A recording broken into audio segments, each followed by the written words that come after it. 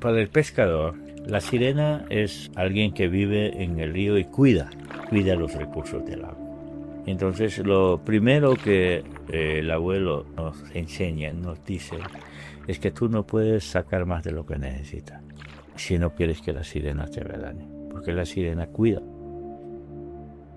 Los pueblos indígenas de la Mosquitia tienen distintas versiones del mito de la sirena, y para muchos no es solo un mito. Pues aquí en Tahuaca es real. Aquí ya no es mito eso de que inventan cosas. No, esa cosa es real. Aquí ya no es cosa de mitos. Bueno, la sirena es una mujer. Casi todas las comunidades del río Patuca, los tahuacas, creemos también en la existencia de la sirena. Incluso hay lugares y hay historia, ¿verdad? De personas que han vivido con sirena. Nosotros nos contaban siempre los ancianos de la sirena, que uno no podía bajarse a bañar uno solo, un niño solo, una niña solita, o una familia así un poco muy separada, porque la sirena se adueñaba de ellos. Y nosotros nos temíamos cuando nos contaban eso.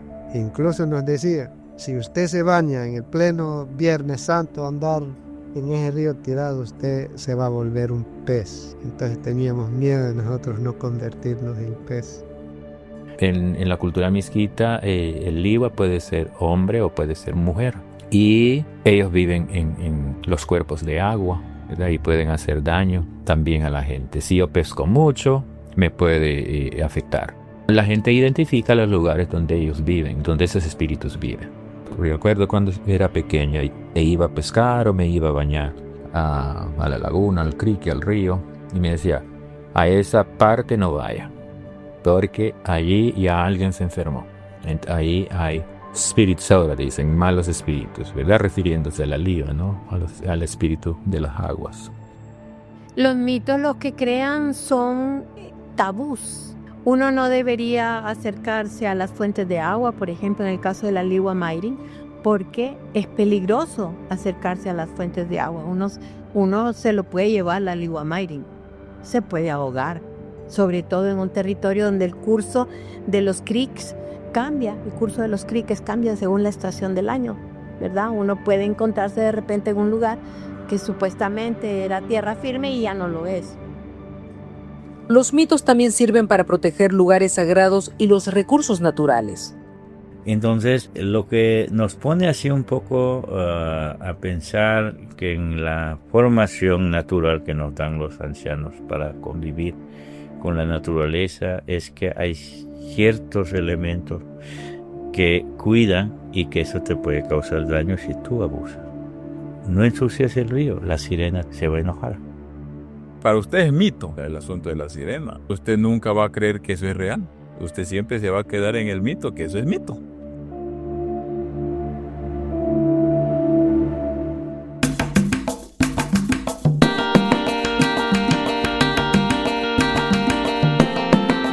Bienvenidos a La Mosquitia al Borde, un podcast del periodista internacional Jeff Ernst en colaboración con Radio Progreso. Yo soy Claudia Mendoza, periodista hondureña y corresponsal para medios internacionales. Y yo soy Jeff Ernst. Durante miles de años, el uso de los recursos naturales de la Mosquitia estuvo regulado por los mitos y la cosmovisión de los pueblos indígenas. Sin embargo, con el avance de la deforestación y la colonización, esas costumbres y culturas se están perdiendo. El pueblo misquito hoy es el mayoritario en la región y comparte raíces con el pueblo tahuaca, aunque también una historia conflictiva. En este episodio exploraremos esa historia, cosmovisión y mitología de los pueblos tahuaca y misquito y cómo la pérdida de las culturas indígenas es una pérdida para todos.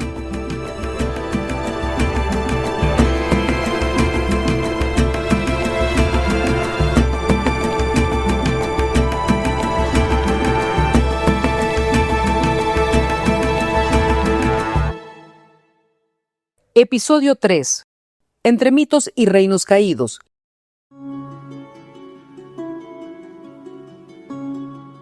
Para conocer sobre el pueblo tahuaca, hablé con Edgardo Benítez, un líder indígena originario de la comunidad de Crotara. Bueno, la historia nuestra como Tahuaca es que cuando la época de la conquista, nosotros vivíamos en todo lo que es la costa, tanto los Pech como los Tahuacas. Los Tahuacas estábamos más sobre la desembocadura del río Coco y la parte, lo que en Nicaragua se conoce, la capital de la costa atlántica nicaragüense se llama Bilwi, Puerto Cabeza, como Puerto Lempira en Honduras. Y la palabra Bilwi es una palabra de Tahuaca, ¿no? Que quiere decir hoja de serpiente. Bil es serpiente y Wi es hoja. Y de ahí proviene, digamos, la presencia tahuaca ha sido a lo largo de Nicaragua y parte de lo que es el río Coco, río Patuca. El pueblo tahuaca es un subgrupo de un pueblo que en tiempos coloniales fue conocido como los tahuacas, luego los sumos y ahora los mayacna, que quiere decir nosotros en lengua propia. En tiempos prehispánicos ocupaban un extenso territorio desde el río Patuca hasta el río Punta Gorda en el sur de Nicaragua. La antropóloga Gloria Lara Pinto explica en su libro Los indios de Centroamérica que existen 3 dialectos entre los mayacna. Hay cierto grado de diferenciación dialectal en la lengua suma: el tahuaca, el panamaca y el ulwa. Los 2 primeros corresponden a zonas fronterizas de Honduras y Nicaragua respectivamente. Son muy similares y mutuamente inteligibles para sus hablantes. El ulwa, en cambio, es muy distinto. La identidad tahuaca surgió después de que algunos sumos quedaron aislados del resto del grupo entre los ríos Coco y Patuca en Honduras. El mundo tahuaca, el origen nuestro, se plantea que nosotros surgimos de una relación entre el Huacurushnana y Mubuxapapa. Una relación entre la madre alacrán y un cuyamero. Por eso el mundo tahuaca, en nuestro mundo cultural, nuestra cosmovisión, está muy fundamentado en el agua, en el río. Tras el contacto europeo en el siglo XVII, los españoles hicieron incursiones en la Mosquitia, maltratando y abusando de las comunidades indígenas que encontraban. Sin embargo, debido a la resistencia de las comunidades y la movilidad en la selva, no lograron imponer un modelo de conquista en esa época. Pero los tahuacas se mantuvieron relativamente aislados de la colonización hasta el siglo XVII. Por esa misma época, 2 misioneros franciscanos se internaron por el río Patuca y fundaron una reducción a orillas del río Coco. Un grupo de sumos tahuacas la quemó. En una segunda misión, los religiosos fueron emboscados y martirizados por los indios. Por su ferocidad, los sumos fueron llamados caribes por los españoles. Gloria Lara Pinto, del libro Los indios de Centroamérica. Por ese entonces, el pueblo misquito empezaba a consolidarse. Hay 2 versiones. Está una historia que ya por los 1600 y pico, y eso está documentado en una carta de un sacerdote nicaragüense, español, quejándose de la presencia de la gente ya mezclada. Y de un barco portugués que iba hacia el Sudamérica, pasa por Cabo Gracias a Dios, se encalla el barco por el mal tiempo y los esclavos africanos que iban ahí en el barco, algunos sobreviven y llegan a la costa. Según la historia es que los mayana, los africanos empezaron a raptar mujeres y con el tiempo fueron formándose un nuevo pueblo. Y la base de esa mezcla es lo que hoy se conoce como el misquito. También hablé con Elmore Wood, un antropólogo mezquito que me contó sobre el origen de este pueblo. Ese puede ser el origen, ¿no? O sea, el elemento indígena allí está. La lengua es una lengua indígena, ¿verdad? Pero que obviamente que hace muchos préstamos de otros idiomas, ¿no? Del inglés principalmente. Últimamente también del español. Y Linda Newson, ¿no? que es una demógrafa que hace un estudio bastante exhaustivo de los pueblos indígenas, dice, ¿no? que los misquitos eran sumos, o era un grupo de sumos que se mezcla con los africanos y forma o crea. Entonces Linda Newson cree que es neocolonial, ¿verdad? Una cultura neocolonial. Y nosotros no creemos, no aceptamos esa tesis por nuestra lengua, ¿verdad? Nuestra lengua no es necesariamente un pidgin, sino que es una lengua americana. Lo que Elmore plantea es que la cultura miskita y su lengua existieron de alguna forma antes del mestizaje con africanos y otros. Ese elemento es uno de los que más vitalidad o fuerza le da al pueblo como pueblo. Y obviamente la tierra, ¿no? Su homeland, ¿verdad? La tierra donde nacieron como tal. Hay varios mitos que abren la puerta al origen del pueblo miskito. Uno de los que yo más o menos conozco y también fue recopilado por el reverendo Werner Marx, norteamericano, habla de la primera mujer cuca. Esa primera mujer ya existía y ella es la que crea. No es la figura de un varón. En el caso del pueblo miskito es una mujer. Entonces ella es cuca. Cuca quiere decir abuela en miskito. Pero entonces toma de unas mazorcas de maíz, dice el cuca, lo desgrana, después muele el maíz, ¿verdad? Remoja el maíz y muele el maíz en una piedra de moler, akbayawal, se llama en miskito, y fabrica o confecciona un niño y lo alimenta con jugo de tabaco, ¿verdad? Todavía estoy tratando de entender por qué con jugo de tabaco, pero según el relato, con jugo de tabaco para que creciera sano y fuerte y para que hablara bien. Fabricó al primero, ¿verdad? Al primer varón. Venía creciendo sano y fuerte, pero no hablaba. Entonces se deshizo de él. Volvió al mismo proceso de antes, ¿verdad? Y elaboró o fabricó al segundo varón. Igual lo alimentaba con jugo de tabaco. Venía creciendo sano y fuerte. Y cuando habló, tartamudeaba. No decía las palabras de manera clara. Entonces vino y se deshizo de él y crea un tercero que sí hablaba bien. Y que ese primer varón es el padre de todos los miskitos. Otra historia de origen se relaciona con el guerrero indígena Miskut. Hay cuentos también. Para el caso se habla sobre el Miskut, un cacique, o el primer cacique miskitu, que decidió moverse con su gente, ¿no?, hacia esta región de Honduras y Nicaragua. Se supone que primero llegaron a Brus Laguna, dicen.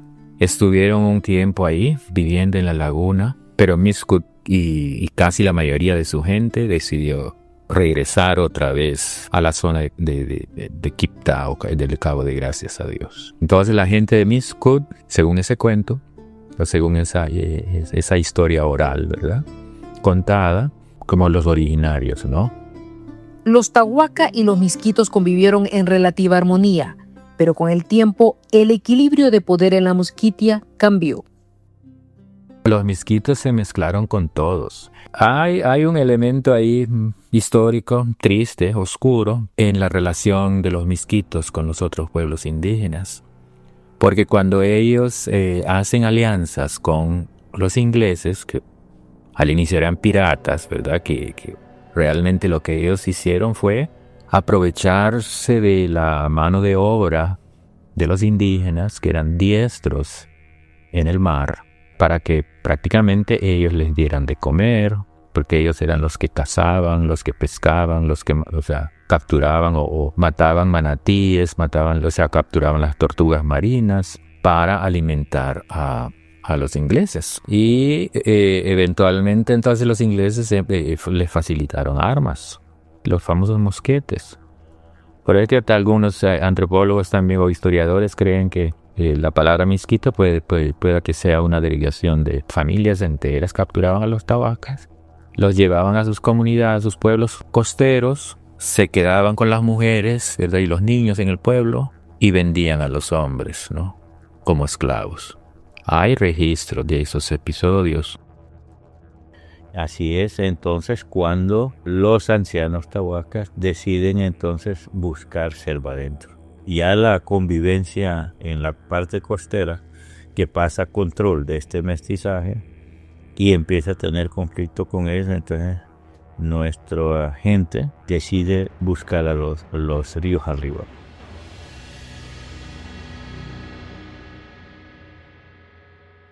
En 1625, el Imperio Británico creó el Reino Miskito con el fin de establecer un frente común contra los españoles. ¿Cómo se llegó a coronar un rey mezquito? Yo creo que, o sea, como los ingleses estaban familiarizados con esa su cultura monárquica, y ya era una práctica en ellos, ¿no? En otras latitudes. El miskito, bueno, siempre ha tenido a su huista, ¿no? A su jefe. Todos los pueblos tienen a su huista, a su jefe. Para los ingleses era la figura del rey, será, o la figura de un príncipe, será. Siempre la figura del big man, que le llaman en antropología, ¿no? El hombre grande. Esa figura siempre existió en la cultura miskita. Entonces, los ingleses idearon eso, ¿verdad? A un big man ellos lo coronaron rey. El primer rey miskito fue coronado en Jamaica. Y así se inicia la tradición, ¿no? O la monarquía miskita, que duró más de 200 años, ¿no? Los viejos en mi pueblo contaban de que, bueno, él tenía su residencia en Nicaragua, pero él todos los años dice que hacía sus rondas, visitaba los pueblos más grandes siempre. Había celebración, había mucha comida, ¿verdad? Mucha carne. La gente se preparaba con tiempo y cazaba animales, ¿no? Venados, chancho de monte, jagüías, tapires, ¿no? Lo que ellos consumían, o pavos. Y también mucha chicha, ¿verdad? Esa es una tradición también arraigada, ¿no? Entre los indígenas de la zona de la Mosquitia. En Miskito se llama misla, ¿verdad? Y que se preparaba, ¿no? Con frutas o caña eventualmente. Y se celebraba, ¿no? Se celebran las grandes fiestas, pero también cuando entonces el rey llegaba a los pueblos era para hacer justicia, supuestamente, de acuerdo a sus normas y leyes de ese entonces. Entonces, habían castigos también para la gente que se había portado mal. Y también era para cobrar impuestos.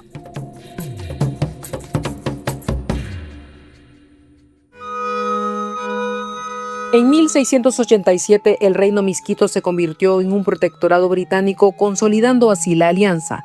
Mientras tanto, otro proceso de mestizaje ocurrió entre los miskitos y los extranjeros. Pero los miskitos han pasado por diferentes mezclas. Por eso es lo que nosotros decimos, el miskito no tiene un prototipo físicamente único. El miskito tenemos miskitos negros como africanos, como en Barra Patuca. Tenemos el miskito en Cruta, donde es un miskito, parecen hindú, trigueños altos, pelos lisos. Pero también tenemos miskitos en Cauquira, con mezcla de alemanes, con los Highlock y los Müller, que parecen europeos. Tenemos wood negros, tenemos wood blancos. O sea, hay una diversidad de mezcla que se ha dado entre Pech, entre Tahuacas, entre los Mayán, los Tauira, y después la presencia de los europeos extranjeros, con estadounidenses, con alemanes, con ingleses, porque los ingleses, cuando predominaron la zona de la piratería en la región, su alianza con los miskitos, dejaron también mezclas ahí. Por eso tenemos un montón de apellidos puramente ingleses, ¿no? Así se fueron dando lo que es el nacimiento de un pueblo bastante fuerte, que es el pueblo miskito, y eso desde la frontera con los negros en Bluefield hasta la frontera con los garífunas por toda la costa. Ellos se establecieron más en la parte costera. En 1862, el reino británico cedió el territorio de la Mosquitia, retirando consigo su respaldo al rey miskito. Ellos se debilitaron cuando los ingleses soltaron su apoyo. Los ingleses formalmente dicen ellos, ¿verdad?, que devuelven el territorio misquito, ¿no?, a Nicaragua, una parte, y la otra a Honduras. Y realmente no se sabe mucho de qué pasó con la familia real misquita, que no hay un registro histórico claro de qué pasó con la familia real, pero muchos dicen que se fueron a Jamaica. En 1915, el gobierno de Honduras lanzó las misiones escolares, un programa destinado a construir varias escuelas en la Mosquitia y así aculturar a los pueblos indígenas. La escuela llega a la comunidad como una forma de cambiar, pero y además de absorberse, ¿no? Pues entonces de ahí vienen las imposiciones de aprender la lengua oficial, que aprender las costumbres de la otra sociedad, y eso con el tiempo te va erosionando lo propio. La forma de educar prácticamente está orientado desde que los pueblos dejemos de ser lo que somos. Ese mismo año, el gobierno fundó una reducción con unos 150 tahuacas, donde enviaron al primer maestro a la zona, Francisco Landero. El gobierno decide sacar a los tahuacas a establecer una comunidad en la boca del río Huampú. Se llamó Buenavista. Ese Buenavista querían establecerlo como el tipo colonial, ¿no?, con calles, con parques, y reunió a los tahuacas de Dimicán, de toda esa zona, y lo establecieron en ese sitio. Supuesto, un poco la historia es que ahí surgió un tipo de peste, no se sabe si era sarampión, viruela, no sé qué cosa, pero que se dieron muchos muertos, de niños principalmente, y empezaron porque la gente no está acostumbrada a vivir en un ambiente así. No estaban hacinados de la forma como lo estableció el gobierno, y eso causó un problema, y ese pueblo Buenavista fue deshecho. El programa de misiones escolares fracasó y el gobierno no logró establecer escuelas públicas en la región hasta décadas después. Mientras tanto, una nueva iglesia llegó a la Mosquitia para llenar el vacío que dejó la ausencia del Estado. Exactamente en 1930 es cuando los moravos, ¿verdad?, se establecen formalmente en Cauquira, ¿no?, en la Mosquitia hondureña. Ellos sí tenían más presencia. La iglesia morava fue la primera en establecerse en el lado nicaragüense de la región. Cuando los misioneros moravos llegaron a Honduras, inicialmente no fueron bien recibidos. Cuando los moravos entraron por primera vez a Honduras desde Nicaragua, los perseguían. Los militares hondureños los torturaban, los dejaban a veces amarrados en un cocotero en la playa, toda una noche, todo un día. Y dicen que a veces hasta los amarraba donde había nidos de hormigas. Con el visto bueno del gobierno, la iglesia morava invirtió significativamente en la zona para ganar la confianza de la gente. Los primeros misioneros que llegaron a Honduras eran norteamericanos. Ellos establecieron las primeras escuelas como formales. Ellos establecieron los primeros centros de salud. Ellos fueron los que trajeron, las nuevas prácticas agrícolas, nuevas semillas, nuevas cepas de bananos, para el caso, y frutales a la zona de la Mosquitia. Entonces, la vida política, social, todo giraba alrededor de la iglesia morava. El gobierno también aprovechó ese espacio. En ese sentido, ya los moravos que vinieron a Honduras eran como pro Honduras, porque para llevar la fiesta en paz tenían que hacerle caso al gobierno hondureño hasta cierto grado. Los moravos también fueron astutos en cómo presentaron su religión a los misquitos. Primero, ellos aprenden la lengua y empiezan a hacer sus servicios en lengua nativa. La religión animista misquita está llena de espíritus buenos y malos. Entonces, esa idea del Espíritu Santo, de los ángeles caídos, de los demonios, de Satanás, todo eso les sonó familiar. Entonces se fueron incorporando, ¿no?, poco a poco.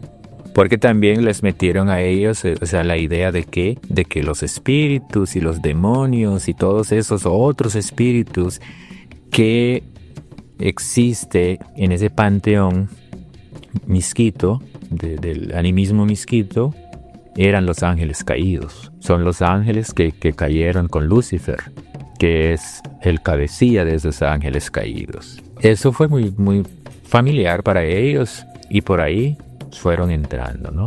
Y le gustó, ¿no? Y toda la prédica cristiana de esa moraba en relación a esa realidad de ellos también, ¿no? De los espíritus buenos y malos. La Iglesia Católica había tenido presencia en la Mosquitia durante siglos, pero los moravos fueron los primeros en traducir la Biblia al misquito. Hoy en día, la Iglesia morava sigue siendo fuerte en la cultura misquita. Para los misquitos, la Iglesia morava es esencial. Y para los misquitos, la Iglesia morava es parte de su cultura ahora. Para ellos, la Iglesia morava no es una iglesia como foránea o una iglesia intrusiva, no lo toman así.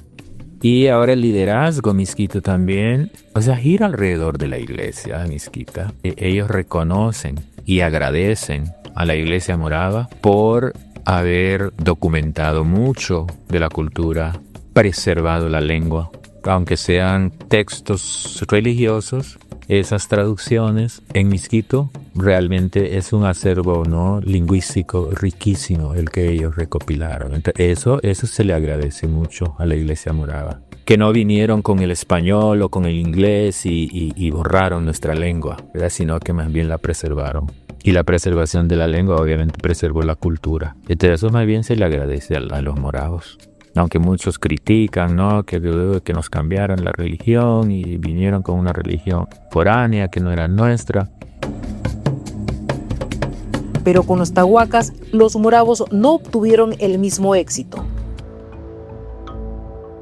Ya había llegado la Iglesia Católica, pero como le digo, no tenían presencia, ellos solo iban, pues ellos esperaban desde Barra Patuca, que es la comunidad que está en la desembocadura del mar del río Patuca. Entonces ellos iban y venían siempre. Y solo tenían un delegado, pero sin iglesia, sin nada, siempre como enlace para ellos. Pero la Iglesia morava llega y construye una iglesia y lleva un predicador misquito. Como los tahuacas de aquella generación todavía tenían su resentimiento con los misquitos por lo que habían vivido con ellos, entonces la gente prefería la Iglesia Católica y no tanto el predicador misquito. Cuando iba el misionero gringo, por lo menos los atendían, pero el predicador misquito no pasaron mucho. Llegó un tiempo en que tuvo que salir y quedó solo la Iglesia Católica. Entonces sí decidió la Iglesia Católica traer gente para capacitarlos como delegados de la palabra, le llaman ellos, para que fueran los que predicaran la Biblia en la zona. Cuando yo visité Crosirpi, uno de los ancianos lamentó que ahora en la comunidad hay una docena de iglesias y hasta la Iglesia morava se ha dividido en dos. A pesar de la cristianización y la aculturación forzada por parte del Estado, algunas costumbres y creencias viejas han sobrevivido. El término genérico en misquito ahora decimos spirit, ¿verdad? En inglés, pero es isigni. El isigni es un espíritu. Existen los espíritus de los muertos, ¿verdad? Un isigni, ¿verdad? En la creencia misquita, ¿no?, la gente moría y sí iba a un lugar que era el cementerio, ¿verdad? Los espíritus viven en el cementerio, pero los espíritus también viven en el aire y andan caminando por todos lados, andan volando y caminando por todos lados. Y a veces se acercan a uno, estos isigni, cuando los isigni se acercan a uno por algún motivo que tal vez le hace falta y quiere acercarse, quiere un familiar querido, entonces no se quiere ir, ese espíritu no se quiere ir al lugar de los espíritus. Entonces esos espíritus enferman, esos son los espíritus que enferman. Porque también tradicionalmente para los misquitos todas las enfermedades son causadas por un espíritu. Para cada enfermedad también había una cura para ese isigni o para sacar ese isigni, ese espíritu malo que se interna en uno y le hace daño. Pero también existen varios otros espíritus que son conocidos como Dawanka, los dueños. Y por eso se tradujo esa palabra a la iglesia morava. Dawanka, dueño de. Entonces Dios es dueño de ahora. Dawan es Dios ahora. Un solo Dios. Dawan Kumi. En ese panteón de espíritus misquitos hay un montón de Dawan. La cosmovisión y la mitología de los pueblos Tahuaca y Miskito tienen mucho en común. En ambos se destacan la flora, la fauna y los espíritus que los protegen. Bueno, Sisimita es igual. Sisimita es el que cuida la selva. Es el hombre mono. Es el hombre peludo, es el hombre grandote. Tiene los pies al revés. Parece que camina para acá, pero camina para allá. Él vive en las cuevas. Él se alimenta de cangrejos, de canechos. Por eso vive en las cuevas, en los ríos. Y él cuida entonces el resto de los animales. Si usted se encuentra con un sisimite, mi abuelo decía, no hay que correr, no hay que gritar, no hay que asustarse. El sisimite no te va a hacer nada siempre y cuando tú no estás haciendo algo malo. Si tú vas a trabajar, si vas a hacer, te encuentras con el sisimite, mi abuelo le escribía y nosotros le decíamos, pero abuelo, ¿tú lo has visto? Sí, yo lo he visto. Pero mi abuela decía, no, todo eso no ha visto nada.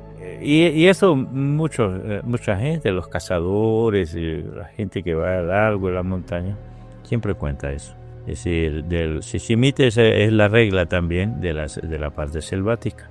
Si ocupas un chancho de monte, pues mate 2 o 1. No puedes matar 20 chanchos de monte, que igual no vas a poder cargarlos todos, ¿no? Pero si lo haces solo porque tienes un capricho de asesinar por animales, que ni lo vas a cargar todo para comértelo, entonces tú rompes ciertas normas, digamos, de la selva, y el sisimite te puede seguir, o te puede mandar una enfermedad, o te puede matar un hijo, ¿no? Entonces después uno dice, bueno, pero ¿qué pasó? Que este niño no salió. Pero pero hay una venganza porque el papá o el abuelo cometió una cosa ahí. Son creencias que nos llevan un poco a pensar que el ser humano no puede ser abusivo. Hay una norma, hay una de convivencia entre el hombre y la naturaleza.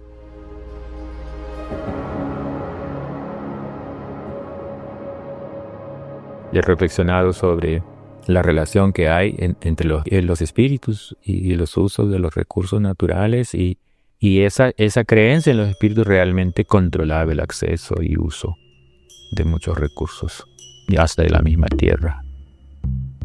Ambos pueblos tienen una versión del mito del Ulak.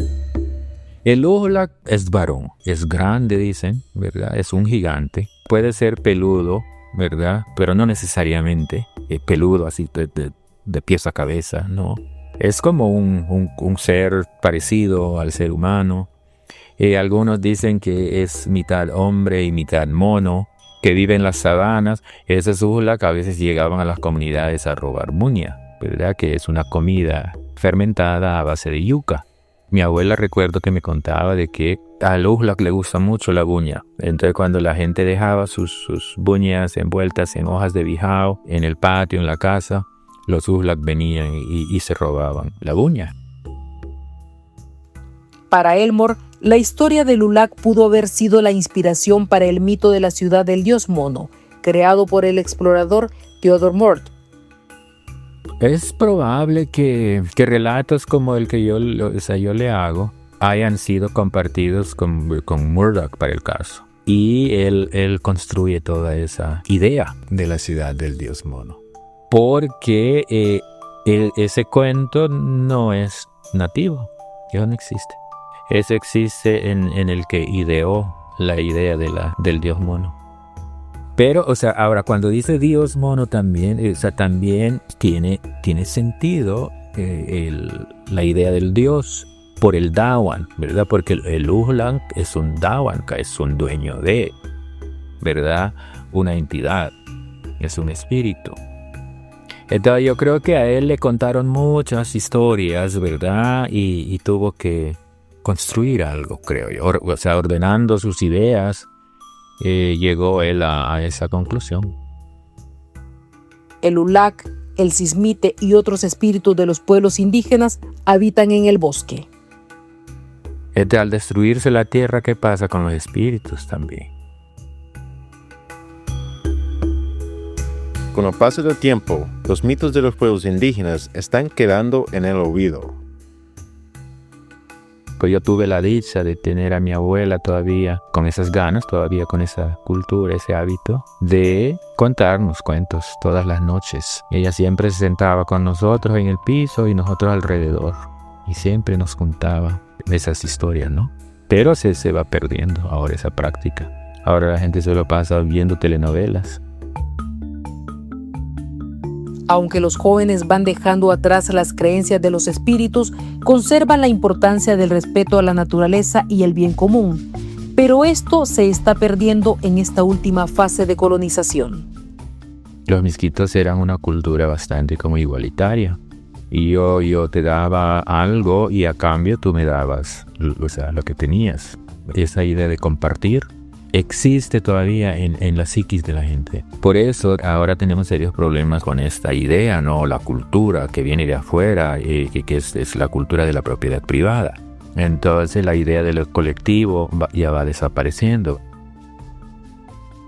Hay un cuento que a mi mamá le gusta contar el cuento. Y mi mamá dice que una vez llegó un tahuaca que quería ir a pescar, quería llevar comida a su casa.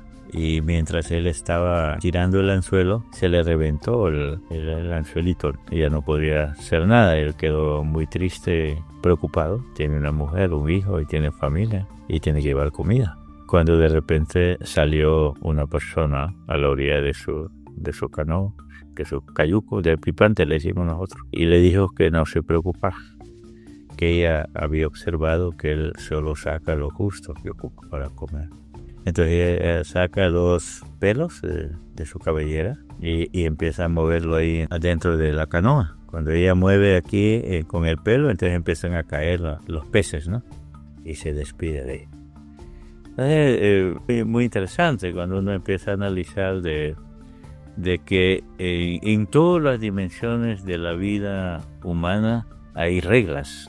Lo que ha venido sucediendo a lo largo de la historia es que el ser humano cada día trata de romper más de esas reglas, destruir esas reglas de la naturaleza, porque lo que queremos imponer es nuestra regla.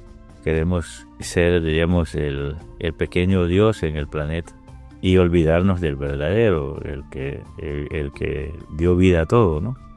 Y ahí es donde vienen los grandes desastres que tenemos en la actualidad, y creo que nuestras creencias en todo, como en todas las culturas, tienen su aporte en ese sentido de la sobrevivencia. Creo que es algo muy fundamental, porque a veces actuamos solo pensando en el momento de la vida nuestra y no pensando en los que vienen. Creemos mucho que es muy importante pensar por los que vienen más que por nosotros.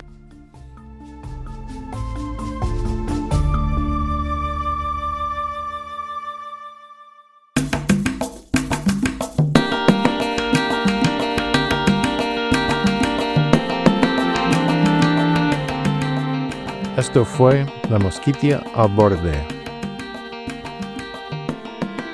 Este podcast fue posible gracias al apoyo de Ford Foundation y Bosques del Mundo. En el próximo episodio exploraremos la lucha por la tierra en la Mosquitia y cómo algunas comunidades se están organizando para defender su territorio contra la invasión. Gracias por tu sintonía.